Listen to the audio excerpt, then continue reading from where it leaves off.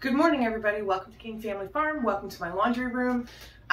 It's where I tend to wash all our eggs and set everything up to go to market with that. I also have my incubator in here right now.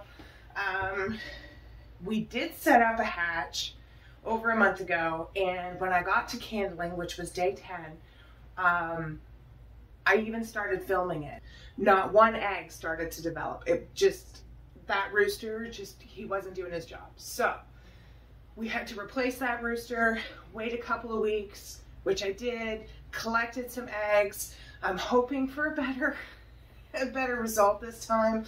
The rooster I replaced him with does not have, he doesn't carry the 2 copies of the blue egg genes. So what we will get out of these girls, I don't know, when we hatch and whatever girls we get. I'm not sure about his fertility. He's a couple of years old, which means it's kind of diminishing, but it's what we got, and that's what we're working with. So I'm going to take this into a room where you can actually see the candling, because if I try and candle one of these right now, and I'll show you, you have to be in a really dark room, particularly with darker eggs. These are blue, they're not so bad, but if you get into a dark brown egg and you don't have a really dark room, it's really hard to see what you're looking at. So we're at about day 6 here, which is a little early, but I'm kind of anxious. I just want to know what we're working with. So got this here. I'm going to take the lid off. And the problem is even when I light it, you can't really see in here. So I'm going to set this up in the only room in my house that doesn't have a window, and that's my master bedroom closet. And that's where I candle all my eggs. It works for me. So I'm going to set that up in there. All you're going to see on the camera is the eggs, because it's going to be really dark. So I'll show you what we're looking for. I'll walk you through it when we're candling, and you'll be able to see some development. It's really cool. And then we're going to candle these again at day 18 for lockdown. But I thought I would show you what we're looking for. We'll pull out some dud eggs, because I'm sure there's going to be some in there. And then we'll let these guys continue to incubate. All right, so we're in my master bedroom closet where it's nice and dark, and see, there's no light. I've even put towels on the bottom of the doors so that we can see what we're looking at when we look at these eggs. And it's okay to keep the lid off the incubator for 20 minutes. You want to be fairly quick about this, and you want to be gentle. But I mean, the hen, she's going to get off the chicks for 20 minutes or so a day, so she can go and eat and poop and do her thing. So it is okay to open this up at this stage. So you want to take, this is a candling flashlight. It's intended for that purpose. I bought it at the co-op. And you want to put the flashlight on the air sac end of the egg. And when I do this, you can see it. You see the air sac on that? And this egg is actually starting to develop. So I'm actually going to move the camera while I do this. I think I'm going to set it up differently so you can see what I'm actually doing. All right, hopefully this is a little better. All right. So you want to take to the air sac side, which is usually the large round side of the egg, and we go like that. See there's the nucleus that just moved away. See that there? Okay. And you can see the development, and my camera lens is dirty. Let's try this again. So you want to put the light on the air sac end of the egg, and you can see that there's obvious development in here. The chick is there. So that egg is good. We're going to move on to another egg. I'm not super hopeful on these. Now this is a nice one. You can really see. See the nucleus is there, and you see the veining. See that? I'm happy with this egg. We're just going to work our way across now. So I've done this one. See that? There's nothing in this one. This is, you can see the yolk here, but there's no veining, there's no development, there's nothing going on. So we're going to put that one aside. There's another one. And I did say I don't have high hopes for this. It's not the rooster. There's a really obviously dead egg. The rooster is not the best option that I've got. Isn't that awesome? The development here. Look at that.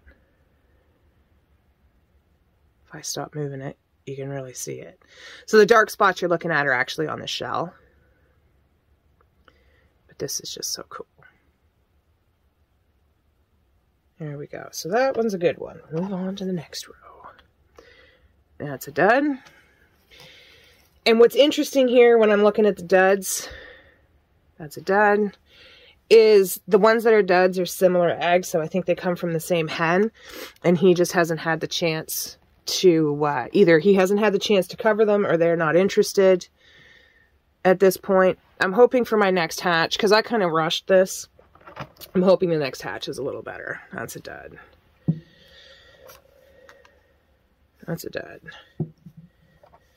This is a bit depressing. It's not going to be a good hatch. But we're going to get something, and that's the point. Is that we're going to get something. We're going to be able to increase our flock, replace. Clearly we need to replace the rooster. We needed to replace the other one. I'm working with what I've got. There we go. There's a good one. See that? The development's really nice. Yeah. And so what you can see here is I've got 1, 2, 3. And this is the same hen. These two are from the same hen. They've got nice development, nice same size egg, markings. There's a dud. This is not going to be a fabulous hatch. I've only got 4 good eggs so far. This was a full incubator. Nope. There we go. See that? You see it developing? See if we can get the camera to focus. There.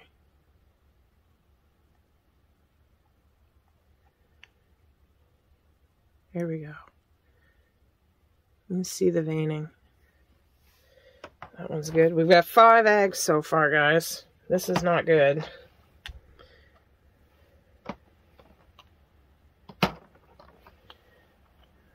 There's 6. Here we go. See? I'm sorry, it's not the most focused video there. Here's another dud. This is depressing, I gotta say. So this is also why I run test hatches before I sell eggs. Because this would not be, the person who gets this would not be a happy person. So we have a problem this year, and that's the way it is. So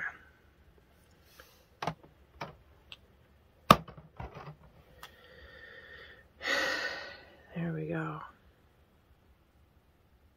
You just see it move a little bit. I just think this is really cool. My kids think this is pretty cool too. You see it moving around.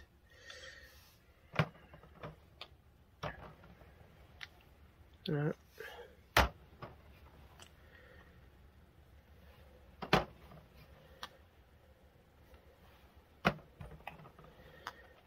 Oh, there we go.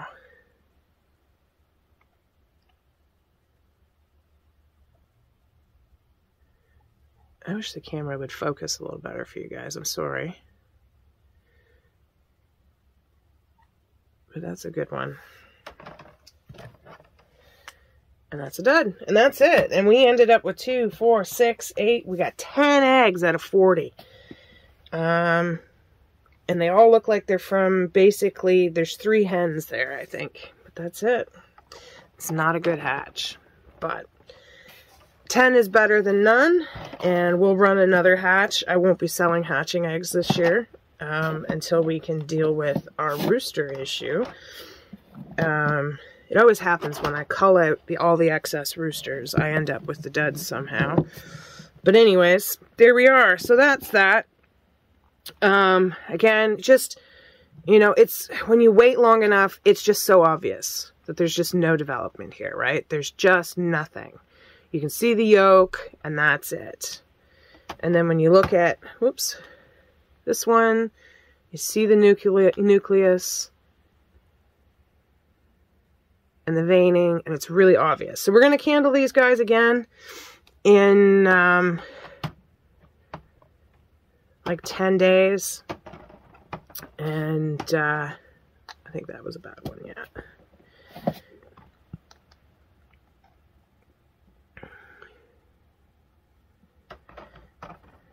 And hopefully we get 10 chicks.